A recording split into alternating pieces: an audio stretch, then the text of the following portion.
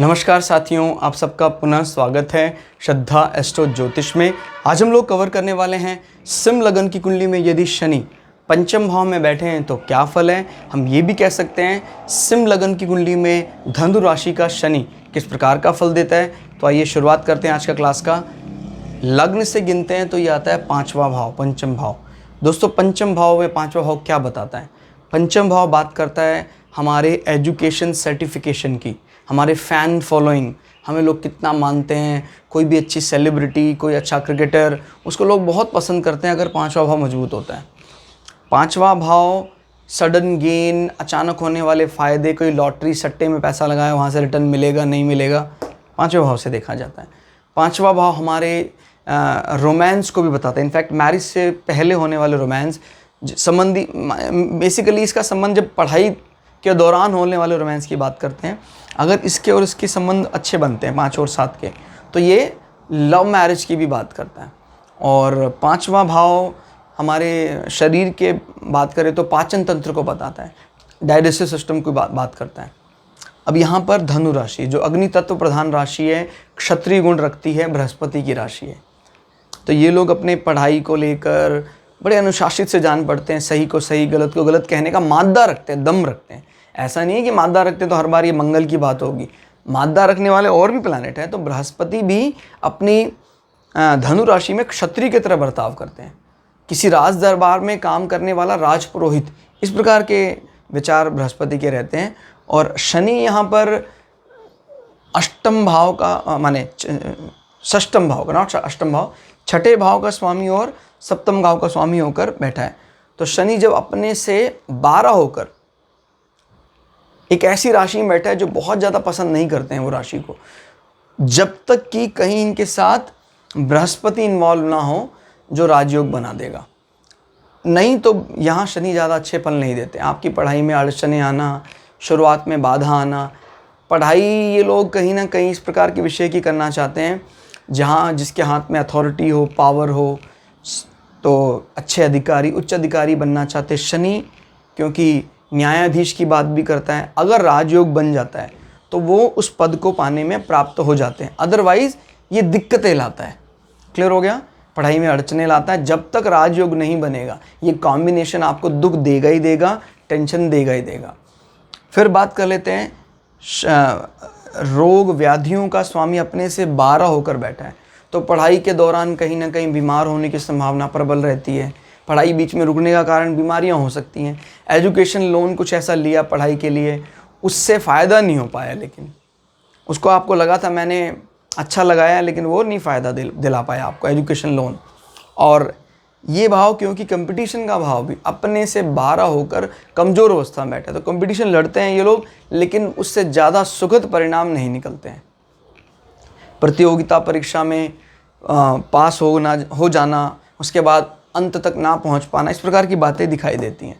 Clear हो गया? अपने से 12 होकर बैठे हैं, अनावश्यक व्यय करवा देते हैं। क्लियर हो गया? यानी ये जो आपने पैसा लगाया पढ़ाई को लेकर, जैसा विचार सोचा था फलीभूत हो जाएगा, वो नहीं हो पाता। तो इसलिए इन लोगों को एजुकेशन लोन नहीं लेना चाहिए। इसी प्रकार की एडवाइस दी जाती है, बट फिर भी वो एजुकेशन में जाने अनजाने पैसा लगा ही देते हैं ज़्यादा। क्लियर? जो उनको वो रिजल्ट नहीं दे पाता। और भार्या भाव का स्वामी अपने से 11 होकर बैठा है। इस कंडीशन में आदमी रोमांस ज़रूर करता है, लेकिन अगर अच्छा प्रभाव और ना हो दूसरे ग्रहों का, बृहस्पति का प्रभाव ना बने, तो फिर ये रोमांस सुख नहीं दुख दिलाने वाला होता है। क्लियर होगा? अगर इसको मैरिज में कन्वर्ट कर दें तो ये मैरिज सक्सेसफुल नहीं मानी जा सकती है जब तक इस कुंडली में कोई दूसरे ग्रह का मजबूत बल सप्तम भाव में ना लग रहा हो। क्लियर हो गया? हाँ, बृहस्पति परिवर्तन राजयोग में बैठ जाए यहाँ, तो फिर आपकी बल्ले बल्ले हो जाएगी, फिर आपकी लॉटरी लग जाएगी, क्योंकि फिर बृहस्पति यहाँ बैठकर शनि की तरह बर्ताव करेंगे और शनि यहाँ बैठकर बृहस्पति की तरह बर्ताव करेंगे। देखिए, परिवर्तन राजयोग का मतलब ये होता है कि आपको पहला अटेम्प्ट थोड़ा सा कष्टमय होता है। पहले अटेम्प्ट में तो यही माना जाता है कि शनि बैठा है तो कोई एक्सपीरियंस नहीं है, लेकिन अनुभव के अनुसार वो सीख जाता है और शनि को बृहस्पति और बृहस्पति को शनि बना लेता है। भाई, स्वग्रही होने का तो अलग ही फल होता है ना। तो परिवर्तन राजयोग में या परिवर्तन योग में स्वग्रही जैसे फल कैसे मिल जाएंगे? तो परिवर्तन योग का यही अर्थ होता है कि पहला अटेम्प्ट कष्टकारी होने के बाद आदमी बहुत कुछ उससे सीखता है और उसके बाद उसका कष्ट जीवन में मिट जाता है। क्लियर? पाचन तंत्र में भी दिक्कत रहेगी, ये बात करता अग्नि की।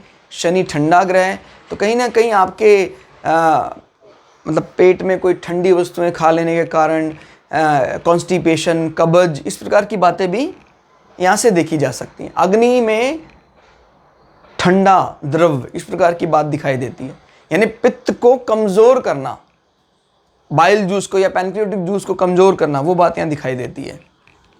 क्लियर? फिर शनि यहाँ से दृष्टि लगा रहे हैं, 1 2 3।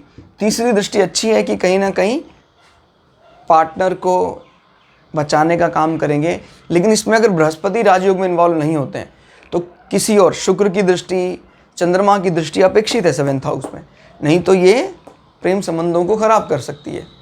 3 4 5 6 7 आय के भाव में बुध की राशि है, मिथुन राशि। आय के साधनों को निश्चित तौर पर शनि यहाँ बढ़ाएगा। पढ़ाई कैसी हुई हो, अंत तो गत्वा पढ़ाई, डिग्री सर्टिफिकेशन तो आपको हो जाएगा, बीच में अड़चने आई और उस डिग्री सर्टिफिकेशन से आपको जीवन में आय के साधन बढ़ेंगे। क्लियर हो गया? 7 8 9 10 शनि यहाँ बैठकर ना सिर्फ आय के साधनों को देख रहा है, धन भाव पर भी नजर रखे हुए हैं। तो ये बात निश्चित है कि उन आय के साधनों के कारण आपके एसेट्स में भी बढ़ोतरी होगी। तो कुल मिला के शनि ने आपके 11वें और आपके दूसरे भाव को बलि कर दिया, जो एक अच्छी बात है हमारे लिए। सांसारिक कामनाओं को पूरा करने वाला भाव 11वां भाव कहा जाता है, और उस पर कोई भी ग्रह हमारी अच्छी मदद करता है तो हमारे निश्चित रूप से एक बहुत बड़ी उपलब्धि होती है।